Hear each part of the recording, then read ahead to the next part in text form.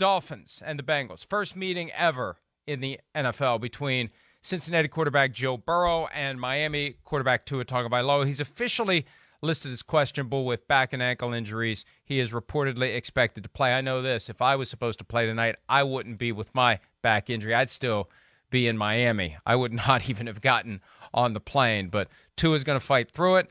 They were both picked the same year in the top 5. Remember, that was the year that Tua was expected to be the number 1 pick, tank for Tua and all of that. He suffered the broken hip in November and only fell to 5, which is amazing when you think about it. Dolphins fans before this year would have said, I wish he'd fallen to 6 and we'd taken Justin Herbert. But for now, the Dolphins fans are all in with Tua. But they look, Burrow's had more success, but right now Tua is the flavor of the month. Tua is the guy who's getting it done. Tua is the guy whose team is 3-0, and he's finally starting to live up to the potential that was seen in him entering the NFL, Chris. Yeah, he is. I mean, he's got it going, certainly. You know, has he answered all questions? No, he hasn't, not for me, but still, it's a positive. And I think, again, it shows you how important it is to have talent and a system that fits you as a player around you, so then you can start to show, what you can actually deliver for the football team at the quarterback position. So that's what's happened to Tua, and he's done a great job. He really has. I mean, he's had limited mistakes that he's made for the most part. He's made some big plays in some big moments, and managed the game when he's had to too. So it's definitely been a positive for Tua. We'll see where it goes. This is going to be another challenge tonight. I'm still a little bit I feel like as the week's gone on, it's almost gotten a little worse here. It wasn't questionable on Tuesday, was it? Or it was just, I guess there was just talk. We didn't really know. He didn't practice on Monday, right. But they didn't have a practice. They have those weird Monday practice reports where we didn't practice, but if we would have practiced, he wouldn't have practiced. Yes. And then Tuesday, he was limited. Wednesday is the day that the label gets applied when it's a Thursday game. Right. So questionable was the label, but he traveled, and he's reportedly going to play. I mean, questionable, it's don't get me started on the whole labeling thing, because doubtful rarely gets used. And a lot of times guys who are questionable don't play. Well, if they were questionable, they didn't play. Maybe they should have been doubtful. Agreed. Yeah. It's just, I think the teams just treat it as questionable or out, and they use that questionable label as a strategic thing. For a team that goes on the road, for example, when there are their group of questionable guys, and sometimes there's none, but sometimes there's 6 or 7, like half of them won't travel. And they knew they weren't going to travel. Right. But they just strung it along as deep into the week as they could, and then they just say, well, they're not traveling, so now they're downgraded to out. And why weren't they doubtful? But the injury report, the NFL injury report is almost worthless. It really is almost worthless.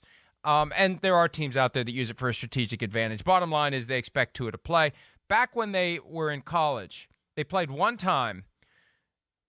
LSU beat Alabama in 2019. That was the year that LSU won the national championship, and Joe Burrow came out of nowhere and became one of the great players we've ever seen in college football.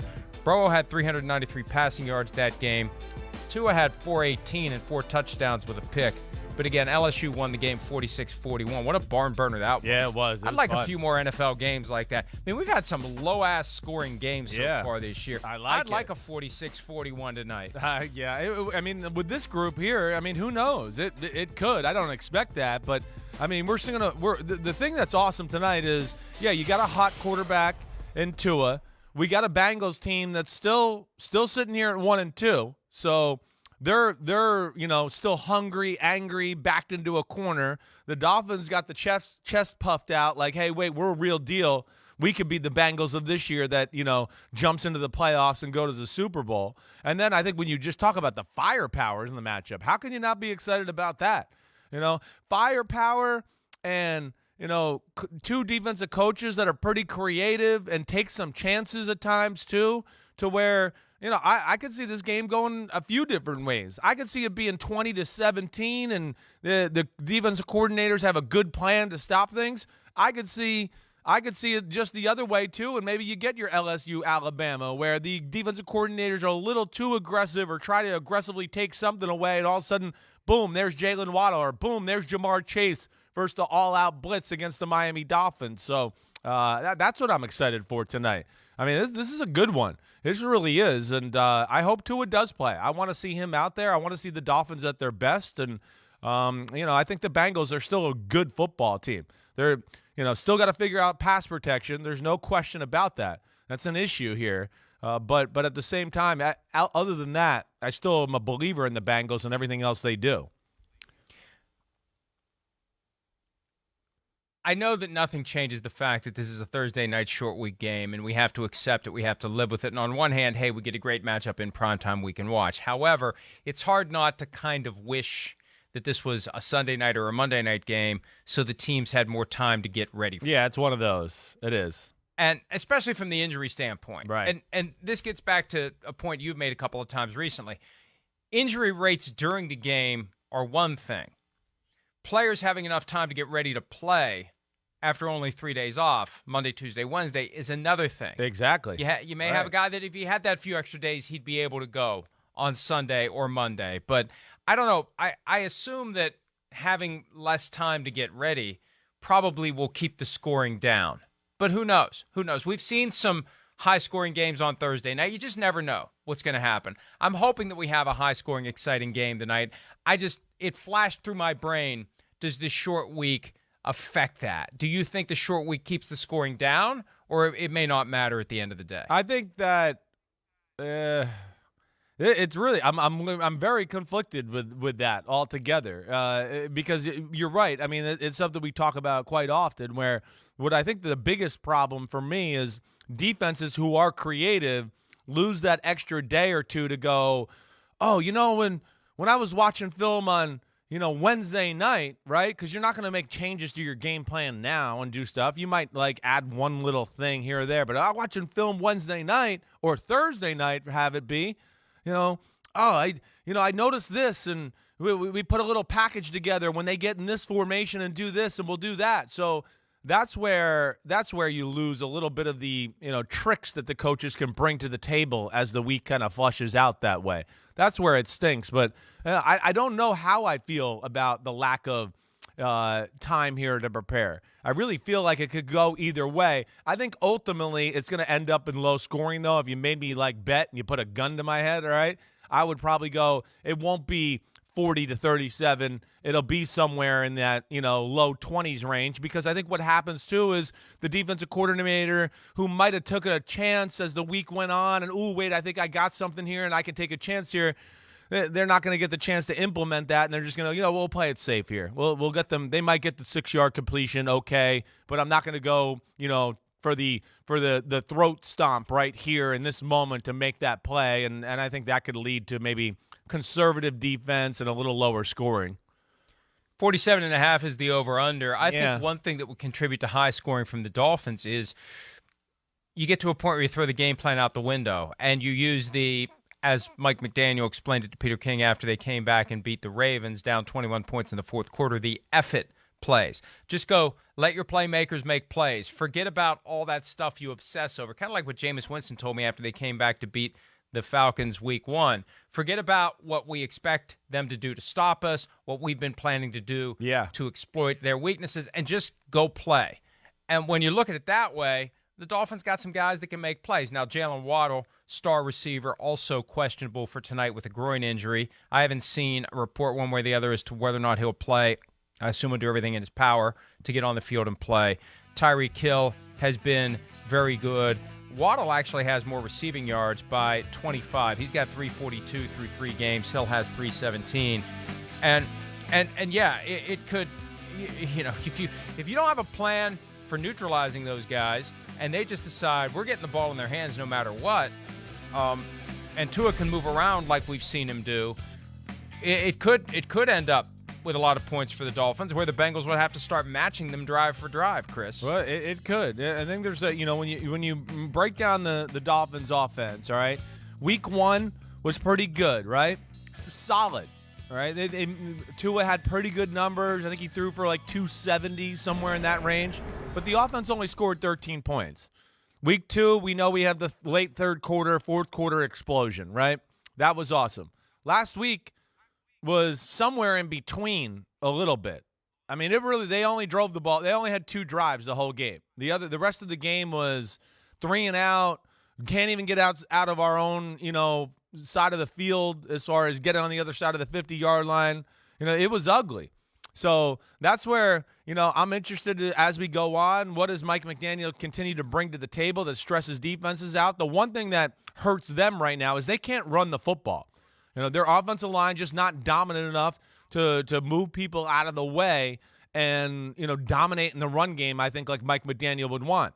And the Bengals have a very good defense in general. That's one thing that's been lost in the shuffle here with them being 1-2. They're kicking butt. And they're creative on that side of the ball, too. Now, they don't have DJ Reader. That stinks for them.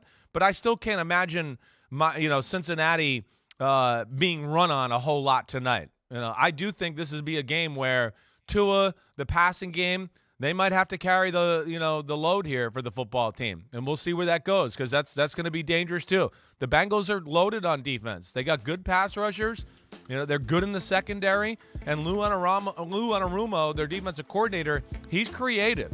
So that's where it's hard to get a feel for how this game can go. But ultimately, yeah, I think that this is going to be I think it's going to be in those mid-20s, I think, when it all's said and done. I do. And I'm excited just to see the Dolphins. I know the Dolphins are dangerous and explosive. I know I'm probably in the minority in this comment. I'm just not sold that they're just unbelievable, unstoppable offense yet. I'm not. One thing we know, all right now, with the Dolphins and what they've done, hey, they can make some plays, and there's no doubt they're explosive that way. Are they consistently explosive? Can they just put together drive after drive after drive? And the one game they did that is against the worst defense in football. The Ravens stink on defense. That's right. I don't think everybody's realized that yet either because we're supposed to used to the Ravens defense. That's what they are.